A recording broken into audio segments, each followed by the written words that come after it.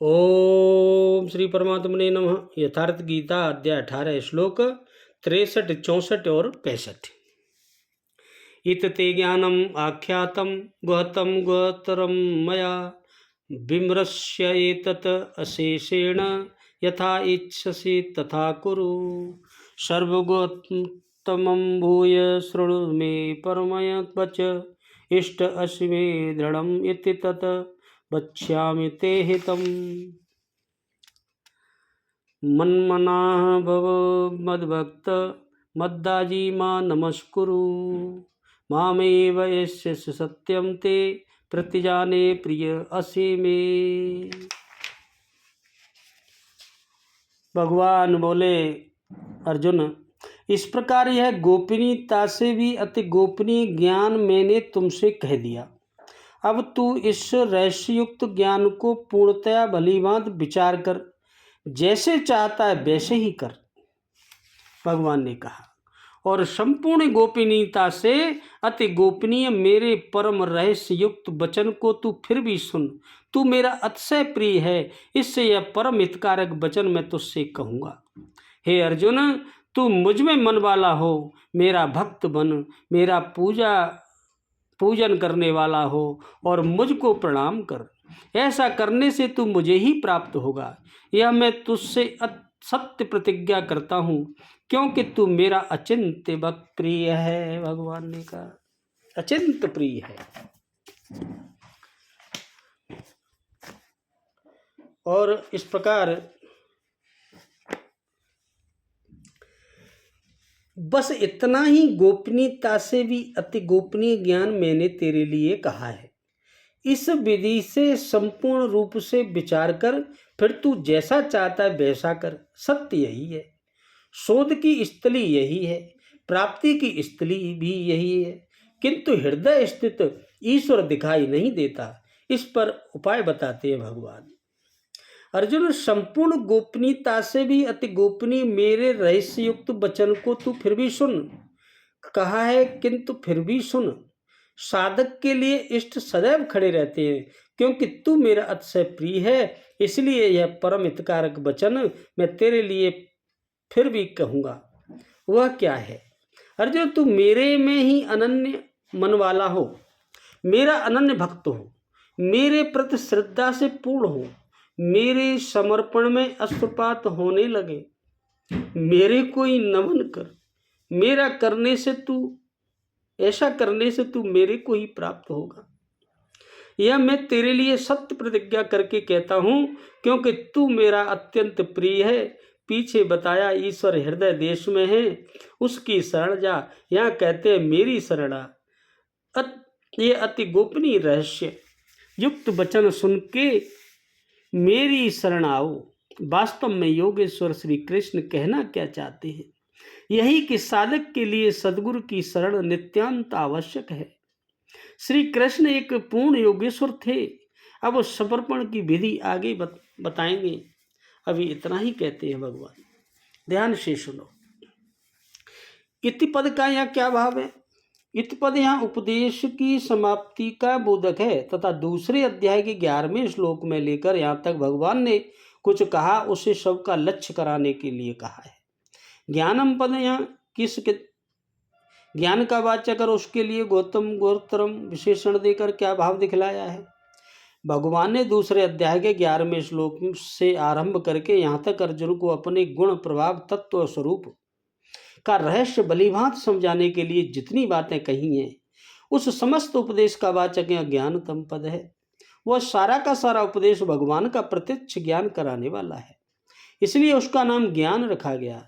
संसार में और शास्त्रों में जितने भी गुप्त रखने योग्य रहस्य के विषय माने गए हैं, उन सब में भगवान के गुण प्रभाव और स्वरूप का यथार्थ ज्ञान करा देने वाला उपदेश सबसे बढ़कर गुप्त रखने योग्य माना गया है।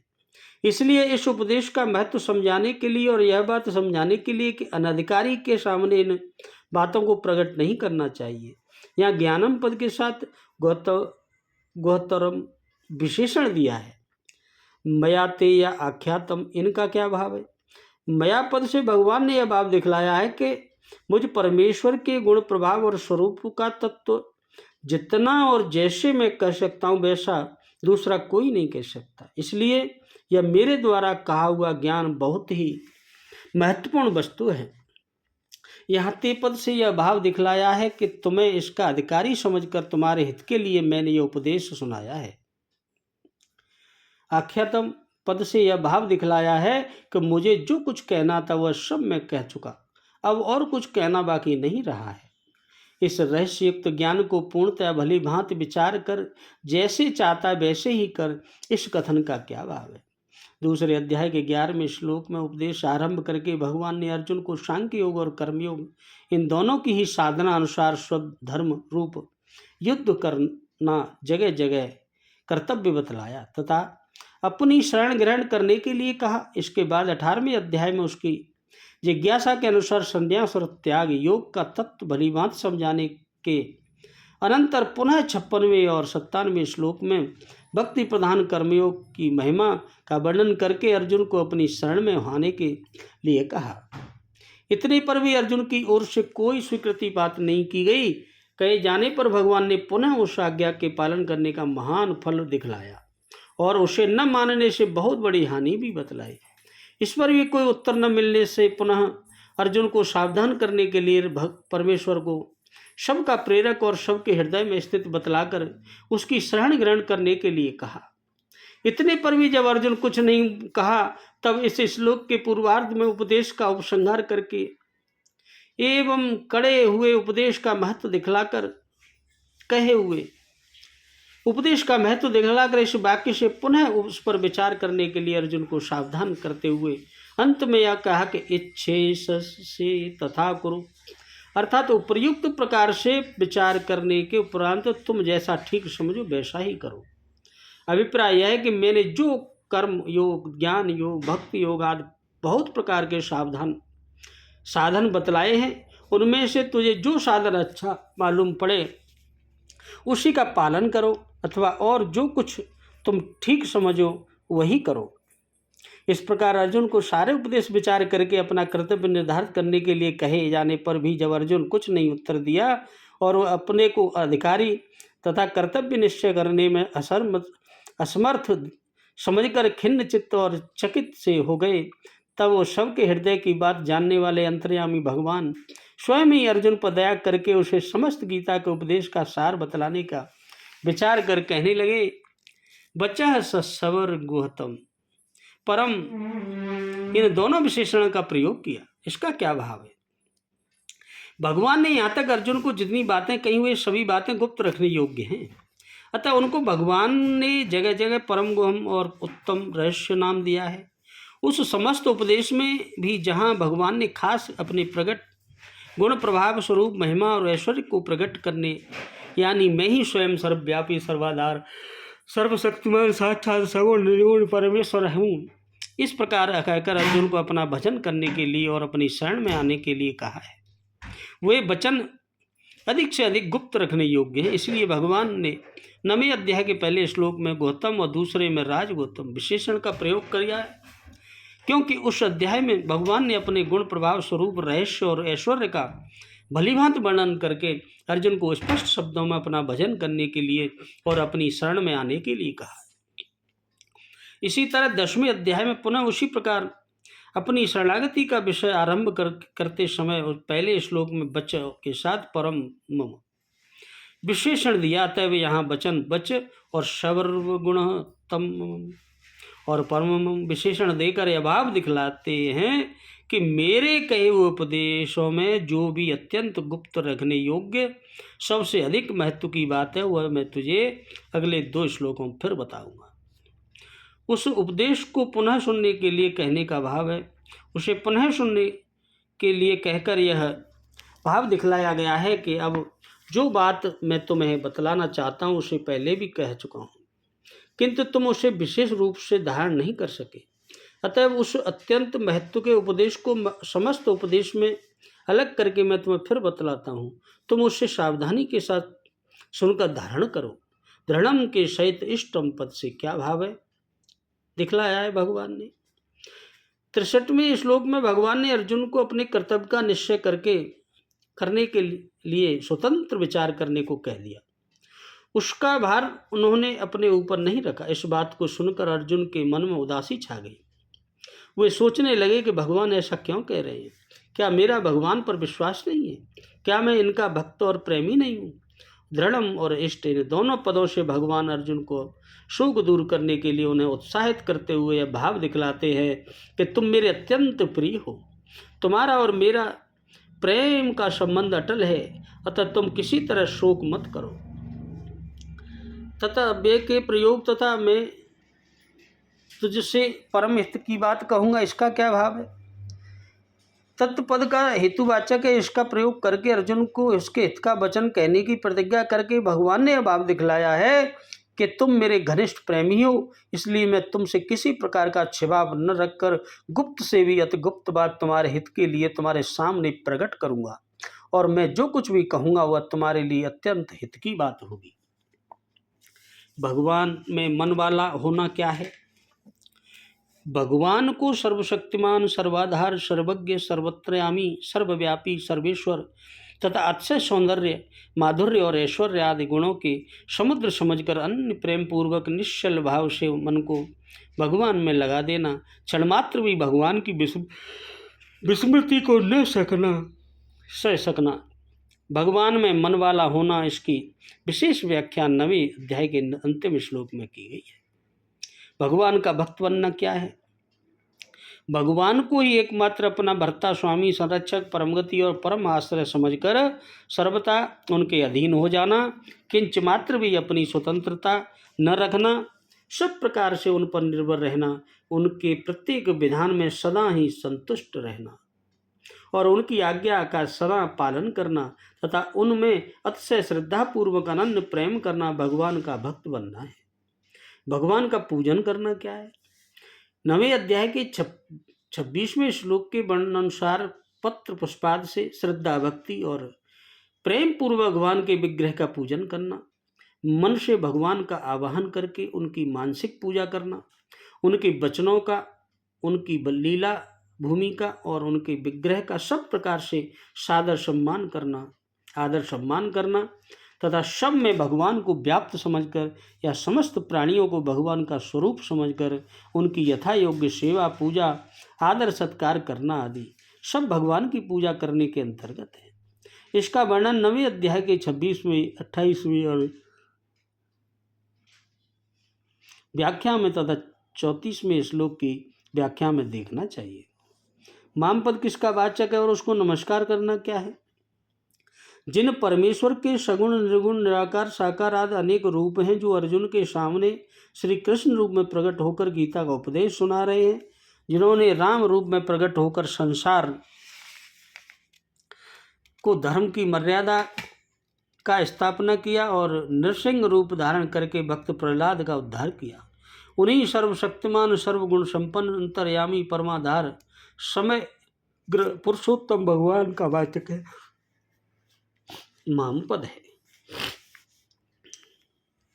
उनके किसी भी रूप को, चित्र को, चरण चिन्हों को या चरण पादुकाओं को तथा उनके गुण, प्रभाव और तत्व का वर्णन करने वाले शास्त्रों को सांगाष्ट प्रणाम करना, समस्त प्राणियों में उनको व्याप्त या समस्त प्राणियों को भगवान का स्वरूप समझकर सबको प्रणाम करना, भगवान को नमस्कार करना, इसका भी विस्तार 9वें अध्याय के अंतिम श्लोक में देखना चाहिए। ऐसा करने से तू मुझे ही प्राप्त होगा, इसका क्या भाव? इससे भगवान ने यह भाव दिखलाया है कि उपयुक्त प्रकार से साधन करके उपरांत तू अवश्य ही मुझे सच्चिदानंद सर्वशक्तिमान परमेश्वर को प्राप्त हो जाएगा। इसमें कुछ भी संशय नहीं है। भगवान को प्राप्त होना क्या है, यह बात भी 9वें अध्याय के अंतिम श्लोक की व्याख्या में बतलाई गई। मैं तुझसे असत्य प्रतिज्ञा करता हूँ, इसका क्या भाव है? अर्जुन भगवान के प्रिय भक्त और सखा थे, अतएव उन पर प्रेम और दया करके उनका अपने ऊपर अतिशय दृढ़ विश्वास कराने के लिए और अर्जुन के निमित्त से अन्य अधिकारी मनुष्यों का विश्वास दृढ़ कराने के लिए भगवान ने उपर्युक्त वाक्य कहा है।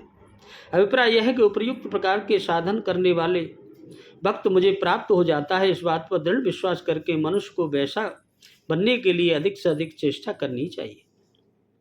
तू मेरा प्रिय है, इसका क्या भाव है? इससे कथन से प्रेम में भगवान ने उपयुक्त प्रतिज्ञा करने का हेतु बतलाया है। अभिप्राय यह है कि तुम मुझको बहुत ही प्यारे हो, तुम्हारे प्रति मेरा जो प्रेम है उस प्रेम भी बाध्य होकर तुम्हारा विश्वास दृढ़ कराने के लिए मैं तुमसे यह प्रतिज्ञा करता हूँ, नहीं तो इस प्रकार प्रतिज्ञा करने की मुझे कोई आवश्यकता नहीं थी। इस श्लोक में भगवान ने जो 4 साधन बतलाए उन चारों को करने में ही भगवान की प्राप्ति होती है, या इनमें से एक एक भी हो जाती है। जिसमें चारों साधन पूर्ण रूप से होते हैं उसको भगवान की प्राप्ति हो जाए, इसमें तो कहना ही क्या है, कोई संदेह नहीं। परंतु इनमें से एक भी साधन से भी भगवान की प्राप्ति हो सकती है, क्योंकि भगवान ने स्वयं ही 8वें अध्याय के 14वें श्लोक में केवल अनन्य चिंतन से अपनी प्राप्ति को सुलभ बतलाया। 7वें अध्याय के 23वें और 9वें अध्याय 25 में अपने भक्त को भगवान ने अपनी प्राप्ति बतलाई और 9वें अध्याय के 26वें 28वें तक इस अध्याय के 46वें श्लोक में केवल पूजन से अपनी प्राप्ति बतलाई। यह बात अवश्य है कि उपयुक्त एक ही साधन को प्रधान रूप से करने वाले में दूसरी सब बातें भी आनुषंगिक रूप से ही हैं, और श्रद्धा भक्ति का भाव तो सभी में रहता है। भगवान ने कहा, जो मेरा ध्यान करता है वो मुझे, मैं सबके हृदय में हूँ, बाहर मत ढूंढो मुझे। जिन महात्मा अर्जुन के लिए भगवान स्वयं अपने श्रीमुख से गीता का दिव्य उपदेश किया, उनकी महिमा कौन वर्णन कर सकता है। महाभारत के उद्धव पर्व में कहा है, एष नारायण कृष्ण फाल्वसनम नर स्मृत नारायणो नरस्तम सत्यमेवं द्विधा कृतम। हे श्री कृष्ण साक्षात नारायण है और अर्जुन नर कहे गए हैं। ये नारायण नर 2 रूप में प्रकट हुए थे, ये सत्य है। यहाँ सच्चे में यह दिखलाना है कि अर्जुन के प्रति भगवान का कितना प्रेम था। इसी से पता लग जाएगा कि अर्जुन भगवान की कितना प्रेम करते थे। वन विहार, जल विहार, राज दरबार, यज्ञ अनुष्ठान आदि में भी भगवान श्री कृष्ण प्राय अर्जुन के साथ रहते थे। उनका परस्य इतना मेल था कि पुस्तक में पवित्र और विशुद्ध प्रेम के संकोच रहित दृश्य देखे जाते हैं। संजय ने पांडवों के यहाँ से लौटकर धृतराष्ट्र से कहा था, श्री कृष्ण अर्जुन का मैंने विलक्षण प्रेम देखा है। मैं उन दोनों से बातें करने के लिए बड़े ही प्रीत भाव से उनके अंतःपुर में गया। मैंने जाकर देखा, वे दोनों महात्मा उत्तम वस्त्र भूषणों से विभूषित होकर महामूल्यवान आसनों पर विराजमान थे। अर्जुन की गोद में श्री कृष्ण के चरण थे और द्रौपदी तथा सत्यभामा गोद में अर्जुन के दोनों पैर थे। मुझे देखकर अर्जुन ने अपने पैर के नीचे का सोने का पीड़ा सरकाकर मुझे बैठने को कहा। मैं आदर के साथ उसे छूकर नीचे ही बैठ गया था। ये बता रहे हैं संजय धृतराष्ट्र। वन में भगवान श्री कृष्ण पांडवों से मिलने गए और वहां बातचीत के सिलसिले में उन्होंने अर्जुन से कहा, मयैव त्वयं तवैवहं ये मदीयास्तैव भवते यत् त्वां दृष्टि समादृष्टि तत्त्वां समामुनु। हे अर्जुन, तुम मेरे हो और मैं तुम्हारा हूँ। जो मेरे है वे तुम्हारे ही हैं, अर्थात जो कुछ मेरा है उस पर तुम्हारा अधिकार है। तो तुमसे शत्रुता रखता है वह मेरा शत्रु है, और जो तुम्हारी अनुवर्ती साथ देने वाला है वह मेरा भी है। भीष्म को पांडव सेना का संहार करते जब 9 दिन बीत गए, तब रात्रि के समय युधिष्ठिर ने बहुत ही चिंतित होकर भगवान से कहा, हे श्री कृष्ण, भीष्म से हमारा लड़ना वैसा ही है जैसे जलती हुई आग की ज्योति पर पतंगों का मरने के लिए टूट पड़ना। आप कहिए अब क्या करें। इस पर भगवान श्री कृष्ण युधिष्ठिर को आश्वासन देते हुए कहा, आप चिंता न करें, मुझे आज्ञा दें तो मैं भीष्म को मार डालूं। आप निश्चित मानिए कि अर्जुन भीष्म को मार देंगे। फिर अर्जुन के साथ अपने प्रेम का संबंध जताते हुए भगवान ने कहा था, क्या? तत्भ्राता मम सखा संबंधी शिष्य एव च माशान्यन्त्य कृत्य दास्मायामि फाग्लुनार्थे महीपते एष चारे नरव्याघ्रो मत्कृते जीवितं त्यजेत एष न समयस्तात तारेव परस्म। हे राजन, आपके भाई अर्जुन मेरे मित्र हैं, संबंधी और शिष्य हैं। मैं अर्जुन के लिए अपने शरीर का मांस तक काट कर दे सकता हूँ। पुरुष सिंह अर्जुन भी मेरे लिए प्राण दे सकते हैं। हे तात,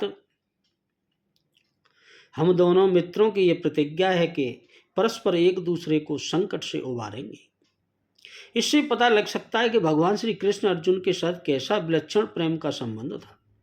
इंद्र से प्राप्त एक अमोघ शक्ति कर्ण के पास थी। इंद्र ने कह दिया था कि इस शक्ति को तुम जिस पर छोड़ोगे उसकी निश्चय ही मृत्यु हो जाएगी, परंतु उसका प्रयोग एक ही बार होगा। कर्ण ने वह शक्ति अर्जुन को मारने के लिए रखी छोड़ी थी। दुर्योधनादि इतने उनमें उनसे बार बार कहते कि तुम शक्ति का प्रयोग करके अर्जुन को मार क्यों नहीं डालते। कर्ण अर्जुन को मारने की इच्छा भी करते, परंतु सामने आते ही अर्जुन रथ पर सारथी रूप में बैठे भगवान श्री कृष्ण कर्ण पर ऐसा मोहिनी डालते कि जिससे वे शक्ति का प्रयोग करना भूल जाते। जब भीमपुत्र घटोत्कच ने राक्षसी माया से कौरव सेना का भीषण रूप से संहार किया, तब दुर्योधन आदि सब घबरा गए। सभी ने कर्ण को पुकार कर कहा, इंद्र की शक्ति का प्रयोग करके पहले इसे मारो, जिससे हम लोगों के प्राण तो बचें। इस आधी रात के समय यदि राक्षस हम सबको मार ही डालेगा, तब अर्जुन को मारने के लिए रखी हुई शक्ति हमारे किस काम आएगी। अतः कर्ण को वह शक्ति घटोत्कच पर छोड़नी पड़ी और शक्ति के लगते ही घटोत्कच मर गया। घटोत्कच की मृत्यु से सारा पांडव परिवार दुखी हो गया, परंतु भगवान श्री कृष्ण बड़े प्रसन्न हुए और वे हर्षोन्मत्त से होकर बार बार अर्जुन को हृदय से लगाने लगे। आगे चलकर उन्होंने सात्विक से कहा कि हे सात्विक, युद्ध के समय कर्ण की मैं ही मोहित कर रखता था, इसी से आज तक यह अर्जुन उस शक्ति का प्रयोग न कर सका। अर्जुन को मारने में समर्थ यह शक्ति जब तक कर्ण के पास थी तब तक मैं बड़ा चिंतित रहता था। चिंता के सारे मारे न मुझे रात को नींद आती थी और न चित्त में कभी हर्ष ही होता था। आज अब अमोघ शक्ति को व्यर्थ हुई जानकर मैं अर्जुन को काल के मुख से बचाया हुआ समझता हूँ। देखो माता पिता, तुम लोग, भाई बंधु और मेरे प्राण भी मुझे अर्जुन से बढ़कर प्रिय नहीं है। मैं जिस प्रकार रण में अर्जुन की रक्षा करने का आवश्यकता समझता हूँ, उसी प्रकार किसी की नहीं समझता। तीनों लोकों की राज्य की अपेक्षा भी अधिक दुर्लभ कोई वस्तु हो तो उसे भी मैं अर्जुन को छोड़कर नहीं चाहता। इस समय अर्जुन का पुनर्जन्म सा हो गया, देखकर मुझे बड़ा भारी हर्ष हो रहा है, खुशी हो रही है, भगवान ने कहा। बोलो राधे राधे, जय जय श्री कृष्ण।